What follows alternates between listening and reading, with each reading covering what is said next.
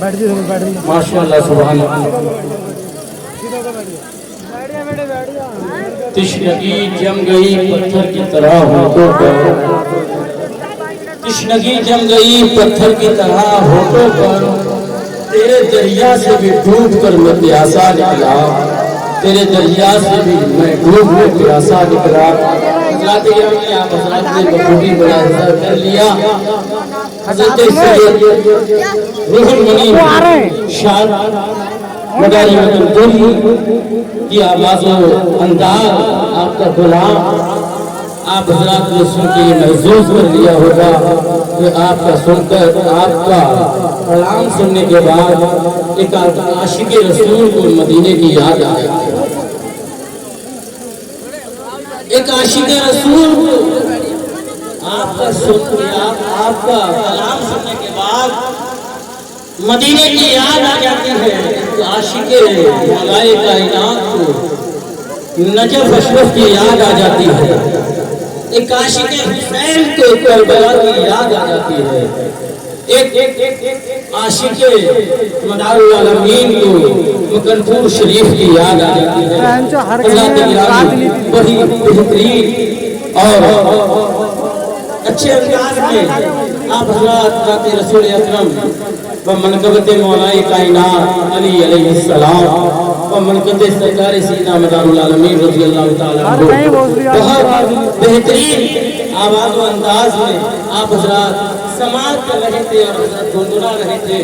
तमामी हज़रात से आपसे गुजारिश है कि इसी तरीके से मोहब्बत के साथ जमघट लगाए हुए आप लोग खड़े रहें और जो लोग बैठे हुए हैं वो बैठे रहें, क्योंकि हज़रात गिरामी अभी एक के बाद दूसरे शायर इस्लाम मताए नाम बुलबुल बाग़ मदीना हज़रत सैयद कायनात दिल मदारी हमारे सामने बैठे हुए हैं। हज़रात गिरामी मैंने अर्ज किया था कि ये औलाद रसूल हैं, इन्हें सुनोगे तभी सवाब मिलेगा, इनके कलाम को सुनोगे तो नात सुनने का सवाब मिलेगा, इनके अशार को सुनोगे, इनकी मनक़बत जो पेश करेंगे उसको सुनोगे तो मनक़बत सुनने का सवाब मिलेगा, और इनके चेहरे का दीदार करोगे तो इबादत का सवाब मिलेगा। जो बोल दे सुभान अल्लाह। नात और मनक़बत बहुत बेहतरीन आवाज़ और अंदाज में समाअत की है। चंद बातें बता करके हज़रत को आपके सामने पेश करने जा रहा हूँ। हज़रत गिरामी आज की इस महफिल से एक अच्छा पैगाम लेकर के जाइए, एक इस्लामी पैगाम लेकर के जाइए। हज़रत गिरामी मुसलमानों में नमाज की बहुत कमी है, नमाज नहीं पढ़ते। जो काम अल्लाह तबारक व तआला ने फर्ज फरमाए हैं, यानी अल्लाह ने रोजा फर्ज फरमाया, जो साहिब इस्तिताअत है उस पर हज फर्ज फरमाया, जो साहिब निसाब है उस पर ज़कात फर्ज फरमाई, और जो मालिक निसाब है उस पर कुर्बानी वाजिब फरमाई। हज़रात गिरामी ये ऐसे मामूलात हैं हमारे ऊपर कर्ज है, लिहाजा इनको अपनी जिंदगी में अमल में लाते रहिए। हज़रात गिरामी आज की इस मजलिस से हज़रात गिरामी, क्योंकि हज़रात गिरामी हम बारगाहे हुसैन पाक के गुलाम हैं, और जो हुसैनी गुलाम होता है वो हुसैन पाक से सीख लेता है, हुसैन पाक की शहादत से दर्स लेता है, हुसैन पाक की शहादत से ये सबक लेता है कि अगर सर पर अगर गर्दन पर तलवार भी हो उसके बावजूद भी नमाज नहीं छोड़ना चाहिए। हज़रात गिरामी किसी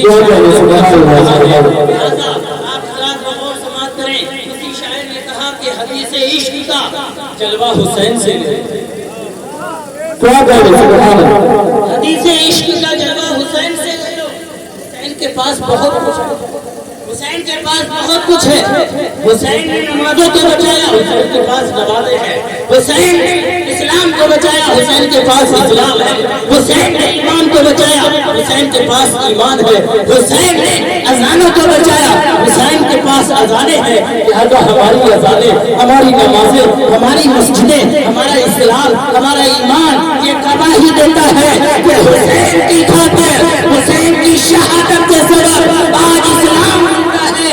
लिहाजा अगर हुसैन तो अपने इस्लाम को भुला दोगे,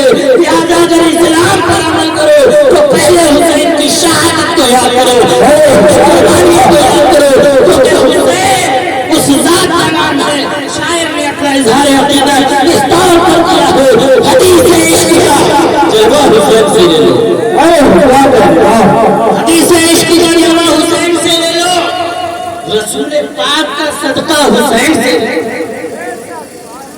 जो लेने वाली चीज है वो हुसैन से लो। रसूल पाक के सदके की जरूरत है।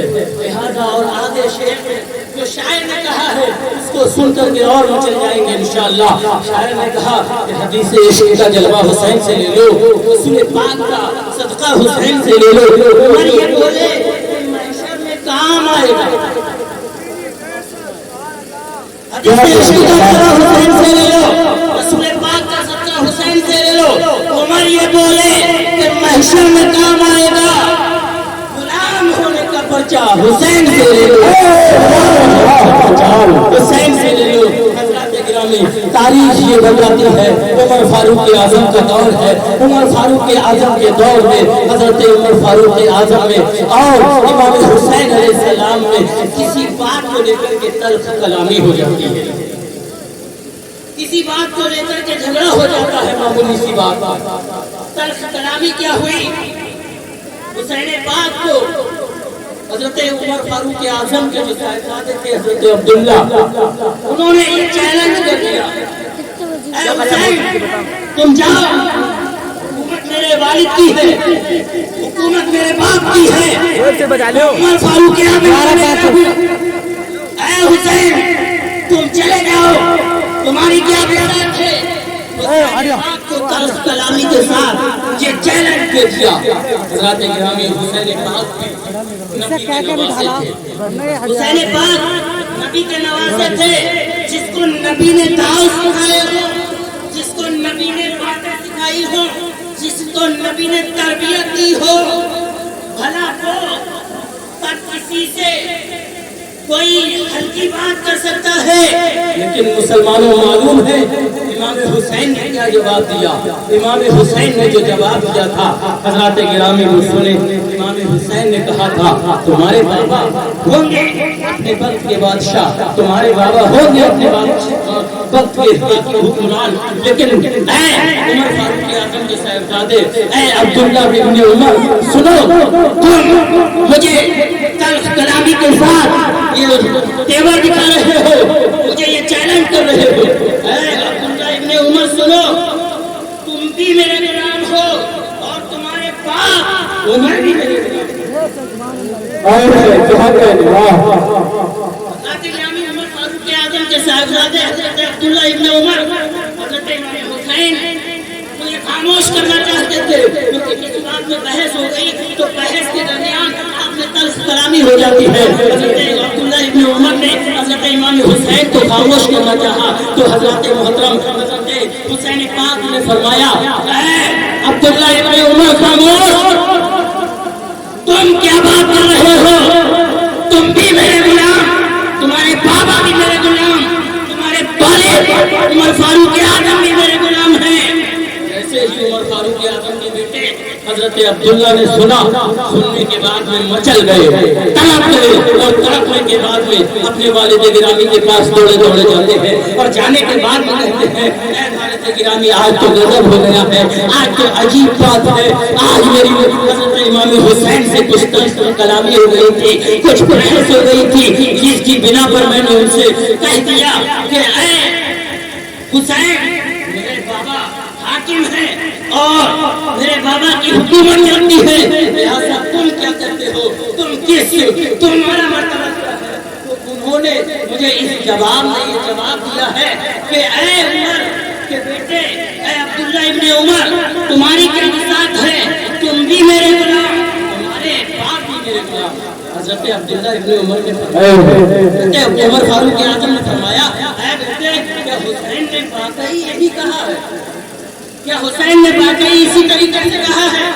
हज़रत मोहतरम अब्दुल्ला इब्न उमर फरमाते हैं, हाँ वाकई हज़रत इमाम हुसैन अलैहिस्सलाम ने वाकई इसी तरीके से कहा है कि तुम भी मेरे गुलाम हो, तुम्हारे बाप उमर फारूक आजम भी मेरे गुलाम हैं। हज़रत मोहतरम अल्लाह तबारक व तआला के नबी के नवासे का मर्तबा देते उमर फारूक आजम ने जब ये सुना, इस बात को कई बार दोहराया और दोहराने के बाद में कहा कि ऐ उमर फारूक आजम, ऐ अब्दुल्ला इब्न उमर, हुसैन पाक के पास जाओ और जाकर कहो जो तुम कह रहे हो उसको एक पर्चे पर लिख करके दे दो। کیا بات ہے، سبحان اللہ۔ آپ نے کافی دیر سماعت کی ہے، اس لیے ماحول بنانے کے لیے تاکہ حضرت سید کائنات مکنپوری تشریف لائے تو آپ حضرات کا ماحول بھی بن جائے۔ ماحول سازی کے لیے آپ حضرات کے سامنے یہ چند باتیں رکھ رہا ہوں۔ تو حضرت گرامی عمر فاروق اعظم نے کہا، اے بیٹے حضرت امام حسین سے کہنا کہ جو تم کہہ رہے ہو اس کو لکھ کر کے دے دو۔ حضرت گرامی اللہ تبارک و تعالیٰ کے نبی کے نواسے کے پاس حضرت عبداللہ ابن عمر جاتے ہیں اور جانے کے بعد وہ عرض کرتے ہیں، اے حسین تم نے جو کہا ہے وہ پرچے پر لکھ کر کے دو۔ ابھی عبداللہ ابن عمر سمجھے نہیں تھے کہ عمر کیا کہنا چاہتے ہیں، کیا کہنا چاہتے ہیں، عمر کا جذبہ کیا ہے، عمر کا ایثار کیا ہے، عمر کیا چاہتے ہیں۔ حضرت محترم حضرت امام حسین نے اس پرچے پر لکھ دیا کہ عبداللہ ابن عمر تم بھی میرے غلام ہو، تمہارے باپ حسین بھی، تمہارے باپ عمر بھی میرے غلام ہے۔ حضرت گرامی اس پرچے کو لے کر کے عمر فاروق اعظم کی بارگاہ میں چلے جاتے ہیں۔ جانے کے بعد عمر فاروق اعظم نے اس پرچے کو لیا اور لینے کے بعد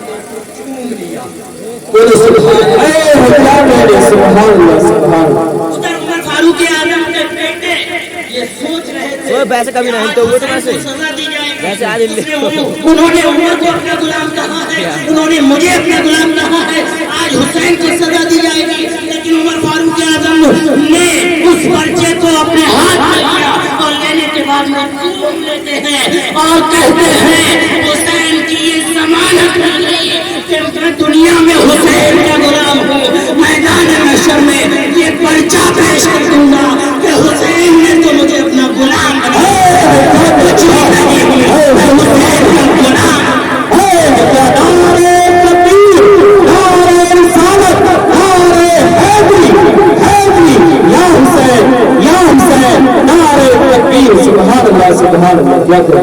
حسین کا غلام، حسین کی غلامی کے لیے، حسین کی غلامی پر عمر فاروق اعظم رشک کرتے ہیں تو ہمیں کتنا فخر کرنا چاہیے اور ہمیں حسین سے کتنی محبت کرنا چاہیے۔ اسی لیے شاعر نے کہا تھا کہ حدیث عشق کا چرچا جلوہ حسین سے لے لو، حدیث عشق کا جلوہ حسین سے لے لو، رسول پاک کا صدقہ حسین سے لے لو۔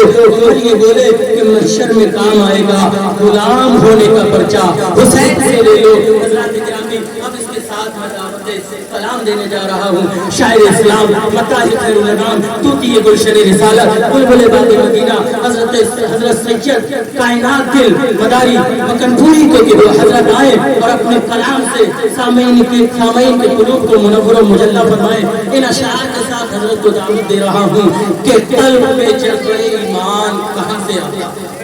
سبحان اللہ، ماشاءاللہ جس طرح سے حضرت سید روح المنیر صاحب کا انداز اور انداز آپ نے سماعت کی، حضرت کا آواز و انداز بھی آپ حضرات سماعت کریں گے۔ لیکن حضرات گرامی اس سے پہلے آپ حضرات سے گزارش ہے کہ ماحول جیسے پہلا تھا ویسے ہی آپ ماحول بنا دیجیے حضرات گرامی، کیونکہ حضرت کو سماعت کریں، حضرت احساس کمتری کا شکار نہ ہو، بلکہ یہاں سے جو محبتیں لے کر کے جائیں تو راستہ بھر ہمیں دعا دیتے ہوئے جائیں۔ لہذا شاعر نے کہا کہ قلب میں جذبہ ایمان کہاں سے آتا، قلب میں جذبہ ایمان کہاں سے آتا، آتے نہ آپ تو یہ قرآن کہاں سے آتا، قلب میں جذبہ ایمان کہاں سے آتا، آتے نہ آپ تو یہ قرآن کہاں سے آتا، اے خدا یہ پیغام کہاں سے آتا، یعنی بتخانوں میں قرآن کہاں سے آتا، یعنی قرآن کہاں سے آتا، اے خدا یہ پیغام کہاں سے آتا۔ اور قطب جہاں کا مدار جہاں کا ہم پہ یہ احسان ہے یارو، بھارت میں مسلمان کہاں سے مسلمان کہاں سے آتا۔ حضرت کا استقبال نعرہ تکبیر و رسالت سے کرے اور بلند آواز کے ساتھ بولے نعرہ تکبیر، نعرہ تکبیر، نعرہ رسالت، نعرہ رسالت، حضرت امام اعظم